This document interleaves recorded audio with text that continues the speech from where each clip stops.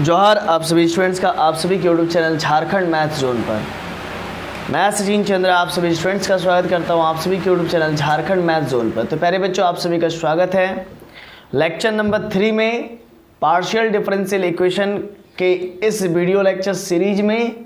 Chapter number 2 है non linear first order partial differential equation का session है, जिसमें मैं आज के इस वीडियो लेक्चर सेशन से एक सीरीज सॉल्यूशन का लेक्चर स्टार्ट करने जा रहा हूं, जिसमें एक्सरसाइज 2A को मैं डील करूंगा। आपके बुक में जो एक्सरसाइज 2A है उसको मैं बताऊंगा। लालजी प्रसाद जी का जो बुक है उसमें जो एक्सरसाइज 2A है उसका जो है कि बारी बारी से सॉल्यूशन मैं आपके सामने बताऊंगा। तो generally total questions number of questions exercise 2A में है 6 है। टोटल नंबर ऑफ क्वेश्चंस कितने हैं? 6 क्वेश्चंस है। ठीक है, तो टोटल लेक्चर्स जो है कि इस एक्सरसाइज 2A में टोटल जो लेक्चर्स बनेंगे वे टोटल लेक्चर्स में बनाऊंगा। जो लेक्चर नंबर 3 बनाऊंगा, लेक्चर नंबर 4 बनाऊंगा, लेक्चर नंबर 5 बनाऊंगा, लेक्चर नंबर 6 बनाऊंगा और लेक्चर नंबर 7 बनाऊंगा। ठीक है, 3, 4, 5, 6, 7 टोटल जो है कि मैं जो है कि 3, 4, 5, 6 और 7 लेक्चर्स बनाऊंगा। ठीक है, और जिसमें मैं आपको question number 1, question number 2, question number 3, 4, 5 और 6 टोटल 6 क्वेश्चंस मैं आपको बताऊंगा इस चैप्टर इस एक्सरसाइज से, एक्सरसाइज 2A से।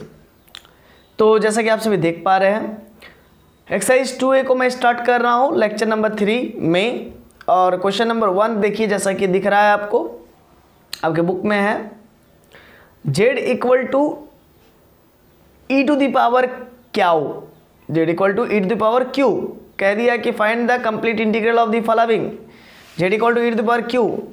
लेकिन यही क्वेश्चन आपका जो है कि बुक में लिखा हुआ p equal to e to the power cube है ना, मतलब कि सॉरी आपके बुक में लिखा हुआ z equal to e to the power Q.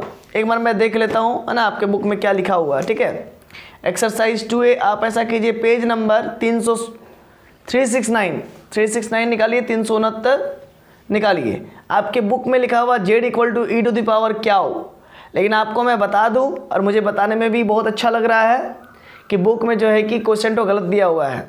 ठीक है, बुक में क्वेश्चन तो गलत दिया हुआ है, क्योंकि आपको मालूम है कि आप टाइप 1 सॉल्व कर रहे हैं।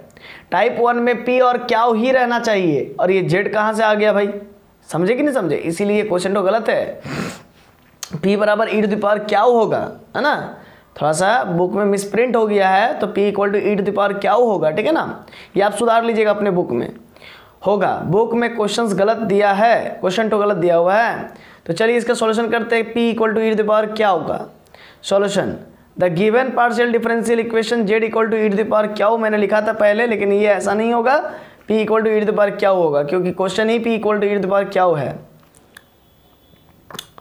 तो which is a non linear first order partial differential equation, it belongs to standard form 1। ये स्टैंडर्ड फॉर्म 1 से बिलोंग करता है, और ये नॉन लीनियर, ये क्या है? Non linear partial differential equation है ना, first order non linear partial differential equation है। अब बोलिएगा सर ये आप कैसे बोल पा रहे हो? आप पूछ सकते हो कि सर आप ये कैसे बोल पा रहे हो कि ये नॉन लीनियर है?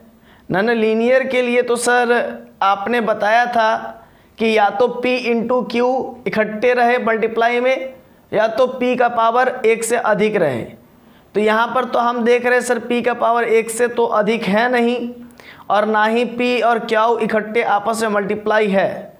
तो सर ये नॉन लीनियर कैसे हुआ? यानी कि इसका आप जो है कि फर्स्ट ऑर्डर कह रहे हैं, अच्छा बात है, फर्स्ट ऑर्डर समझ में आ रहा है, क्योंकि p तो del z by del x होता है और q तो del z by del y होता है, तो फर्स्ट ऑर्डर ही है। लेकिन ये नॉन लीनियर कैसे हुआ? तो देखिए कैसे होगा, बड़ा ही सिंपल सा मैं आपको समझाना चाहूँगा। p है, दोनों तरफ log ले लीजिए बाबू। जैसे ही आप log लीजिएगा तो log p, और ये जो log e to the power क्या होगा, तो ये क्या उठो बाहर हो जाएगा और log e बेस e हो जाएगा। तो log p equal to q हो जाएगा, log p equal to q हो जाएगा। ठीक है, और एक इंटीग्रल कांस्टेंट आएगा प्लस log a। ठीक, तो आप ऐसा कीजिएगा, log p equal to log e to the power क्या होगा, तो उसको LHS में ले जाइएगा, तो log p minus log e to the power क्या होगा और इक्वल टू log a होगा। अब log m minus log n का फॉर्मूला लगा करके log m बाई n में कन्वर्ट कर दीजिएगा। तो देखिए p और क्या इकट्ठे हैं। अब देखिए log p upon log e to the power क्या होगा, इक्वल टू log a होगा। log log मर जाएगा, बचेगा p upon e to the power क्या इक्वल टू log a। फिर log log मर जाएगा तो बचेगा क्या, p upon e to the power क्या इक्वल टू a। ये बच जाएगा। समझे नहीं समझे बाबू? इसको लिख के देखिए, दोनों तरफ log लगा करके देखिए, फिर दोनों तरफ log लगाइएगा ना, तो p का यहाँ पर log लगाइए तो log p और log e to the power क्या हो जाएगा, है ना। समझे कि नहीं समझे? तो उस केस में आप देखिएगा क्या कि ये जो बन रहा है ये इकट्ठे आपस में मिलेंगे, है ना। तो खैर आपको उतना नहीं चेक करना है कि ये नॉन लीनियर है या नहीं है, क्योंकि आपके बुक में जो है कि ये ऑलरेडी दे दिया है एक्सरसाइज 2A में, और आप अभी सॉल्व कर रहे हो non linear partial differential equation, तो कन्फर्म आप रहिए कि ये नॉन लीनियर ही है। ठीक है ना, इसीलिए आपको ज़्यादा इसमें दिमाग लगाना नहीं है। अब मैं जैसे सॉल्यूशन को बता रहा हूँ वैसे वैसे आप समझते जाइए, और अगर आपको कोई प्रॉब्लम है तो आप हमसे पूछिएगा, ठीक है। तो चलिए बाबू, which is a non-linear first order partial differential equation, it belongs to standard form 1, यानी कि f of p कमा क्या हो, यानी कि p और क्या का टर्म्स है, और e तो एक कांस्टेंट होता है, e का वैल्यू होता है 3 पॉइंट समथिंग होता है, 3.714 समथिंग होता है। तो f of p कमा क्या इक्वल टू 0 के फॉर्म में है मेरा equation number 1। So it complete solution is, तो इसका कंप्लीट सॉल्यूशन क्या होगा, z equal to ax plus by plus c होगा, क्योंकि non linear partial differential equation है बाबू, non linear first order non linear partial differential equation है, इसलिए इसका complete solution z equal to ax plus by plus c होगा। अब इसी z को हम लोग x के रिस्पेक्ट में पार्शियली डेरिवेटिव निकालेंगे, और इसी z का फिर दोबारा से हम लोग पार्शियली डेरिवेटिव निकालेंगे y के रिस्पेक्ट में।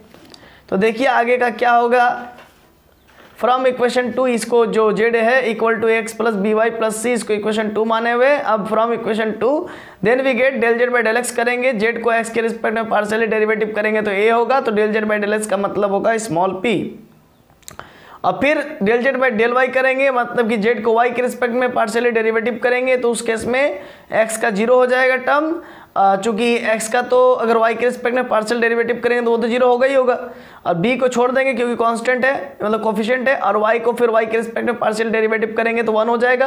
तो del z by del y मतलब q होता है, और b बाहर होगा, और del y by del y 1 होगा, तो q बराबर b हो जाएगा, और c का तो 0 ही होगा। तो p बराबर a हो गया, q बराबर a आ गया, p बराबर a हो गया, q बराबर b आ गया। अब इसी p बराबर a और q बराबर b को हम लोग पुट कर देंगे इन इक्वेशन 1 में, जो गिवन इक्वेशन रहेगा, देन वी गेट। देखिए गिवन इक्वेशन है p बराबर e टू द पावर क्या, इक्वेशन नंबर 1 ये देख रहे हैं, इसमें p का मान a रखेंगे और q का मान b रखेंगे, क्योंकि हम लोग को वही आया है। अब p का मान a रखा और q का मान b रख दिया, अब दोनों तरफ log ले लिया, log a बराबर log e to the power b होगा, तो b ठो डायरेक्ट निकल जाएगा बाहर ठो में, और log e बेस e हो जाएगा, और बेस और log जब आर्गुमेंट और log का बेस आपस में बराबर हो जाता है, log का आर्गुमेंट और log का बेस आपस में बराबर हो जाता है, चूंकि e बाई e हो गया इसीलिए उसका मतलब होता है 1। अब log a बराबर आपका हो जाएगा b, log a का मान कितना हो गया, b आ गया। तो सो now put the value of a, इसीलिए हम लोग a का वैल्यू को पुट कर देंगे इन इक्वेशन 2 में, देन वी गेट। तो हम लोग करेंगे क्या कि a का जो वैल्यू आया है उसको हम लोग इन इक्वेशन 2 में पुट कर देंगे, ठीक है। क्लियर है ना बाबू? मतलब ये कि आपका log a बराबर b आ गया। क्या आ गया? log a का मान आपका b आ गया। log a का मान आपका क्या आ गया? b आ गया, ठीक है ना। या फिर आप यहाँ पर सिंपली ये भी देख रहे हैं कि a बराबर e का पावर b आया हुआ है और b बराबर log a आया हुआ। देखिए यहाँ पर ध्यान दीजिएगा, a बराबर e to the power b आया हुआ है या फिर log a बराबर b आया हुआ है। तो आप इन दोनों में से किसी एक को एलिमिनेट कर सकते हैं। यानी कि जो आपका कंप्लीट सॉल्यूशन है z equal to x plus B Y plus c, equation number 2 देखिए, यहाँ पर ऐसा आप कर सकते हैं कंप्लीट सॉल्यूशन निकालने के लिए। ये जो कंप्लीट सॉल्यूशन आपका आया है z बराबर e to the power b into x plus B Y plus c, तो यहाँ पर आपको समझना होगा इक्वेशन नंबर 2 ही आपको कंप्लीट सॉल्यूशन है, बट यहाँ पर थोड़ा सा एलिमिनेशन का जरूरत होता है। या तो a को चेंज कर दीजिए b में, या तो b को चेंज कर दीजिए a में। यही इसका अंतिम प्रोसेस होता है। तो मैंने क्या किया है कि a को चेंज कर दिया b के मुखड़े में। देख सकते हैं आप, जब मैंने क्या देखा कि जब p बराबर a आ गया, q बराबर b आ गया, तो मैंने क्या किया, इक्वेशन 1 में p का मान a रख दिया और q का मान b रख दिया, जिससे हमको a बराबर e to the power b नसीब हो गया। a बराबर e to the power b नसीब हो गया। यानी कि a का हमको a के e to the power b मान मिल गया, और जब log लिए तो b का मान मिल गया log a। तो आप दोनों में से कोई एक का एलिमिनेशन कर सकते हैं। तो मैंने पहला मर्तबा क्या किया है बाबू, इक्वेशन नंबर 2 में a का मान e to the power b रख दिया, है ना। क्या रख दिया? a का मान e to the power b रख दिया और b को एज इट इज रहने दिया। तो ये हमारा कंप्लीट सॉल्यूशन हो गया। या फिर आप ऐसा भी तो कर सकते हैं, इक्वेशन नंबर 2 में z बराबर x plus B Y plus सी है, तो आप ऐसा कीजिए, z को रहने दीजिए और a के जगह पर e टू द पावर जो है a के जगह पर a को ही रहने दीजिए, ठीक है। देखिए a के जगह पर a को ही रहने दीजिए, x के जगह पर x को ही रहने दीजिए, लेकिन b को चेंज कर दीजिए a के चेहरे में। तो b बराबर क्या हो जाएगा? तो b बराबर आपका होगा log a। तो b के जगह पर log a रख दीजिए। तो z बराबर ax plus y log a plus c आ गया, है ना। z बराबर ax plus y log a plus c आ गया। तो ये भी इसका कंप्लीट सॉल्यूशन हो जाएगा, ठीक है। मतलब दो तरीका है जिसके मदद से आप जो है कि कंप्लीट सॉल्यूशन को निकाल सकते हैं। जब आपका PD f of p comma q equal to 0 के फॉर्म में रहेगा, तब आपको इसका कंप्लीट सॉल्यूशन निकालना मैंने सिखा दिया। कुछ नहीं है, बड़ा ही सिंपल है। फिर से एक बार समझ लीजिए, जो भी क्वेश्चन दिया रहेगा उसको सबसे पहले लिख लीजिएगा, द गिवन पीडीई इज करके, उसको इक्वेशन 1 मान लीजिएगा और लिखिएगा नीचे वाला लाइन में which is a non linear first order partial differential equation, it's belongs to standard form 1। अगर f of p comma q के फॉर्म में है तो उसको लिखिएगा it's belongs to standard form 1, f of p comma q equal to 0। और इसके बाद लिखेगा so it's complete solution z बराबर x plus B Y plus c equal to 0। अब उसी के बाद जो है कि उसको इक्वेशन 2 मानिएगा, उस z बराबर x plus B Y plus c जो कि उसका कंप्लीट सॉल्यूशन होगा। लेकिन इसका अभी भी कंप्लीट सॉल्यूशन पूरा अंतिम चेहरा नहीं प्राप्त किया हुआ होगा, तो इसके कंप्लीट सॉल्यूशन में हम लोग अंतिम चेहरा भरेंगे, अंतिम चेहरा, ठीक है। जिस प्रकार से जब दुर्गा पूजा होता है तो दुर्गा पूजा में दुर्गा जी का मूर्ति बनता है, तो मूर्ति का अंतिम चेहरा समझ रहे हैं ना, अंतिम चेहरा कौन देता है? अंतिम चेहरा मालूम है आप लोगों को? एकदम अंतिम फाइनल टच कौन देता है?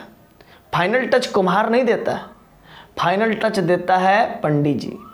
पंडित जी जब उनको नेत्रदान करते हैं, है ना, जब पूजा होने से पहले दुर्गा माँ के प्रतिमा का या फिर कोई भी देवी देवता के प्रतिमा का पूजा होने से पहले नेत्रदान किया जाता है, जिसको चक्षुदान कहते हैं। तो प्रतिमा में जान डालने के लिए जो अंतिम जो कारीगरी किया जाता है वो पंडित जी के द्वारा किया जाता है। तो ठीक उसी प्रकार से यहाँ पर भी देख सकते हैं जो हमारा complete solution z equal to x plus B Y plus सी है, तो ये हमारा कंप्लीट सॉल्यूशन नहीं है, मतलब कंप्लीट सॉल्यूशन है लेकिन ये कंप्लीट सॉल्यूशन के चेहरे में अभी नहीं है, कहने का मतलब। तो जैसे x plus B Y plus सी है, तो इसको फाइनल टच देने के लिए हम लोग को कुछ और कारीगरी करना पड़ेगा, है ना। या तो ए को बी के चेहरे में कन्वर्ट करके लिख दीजिए तो आपका फाइनल टच हो जाएगा, या तो बी को ए के चेहरे में कन्वर्ट करके लिख दीजिए।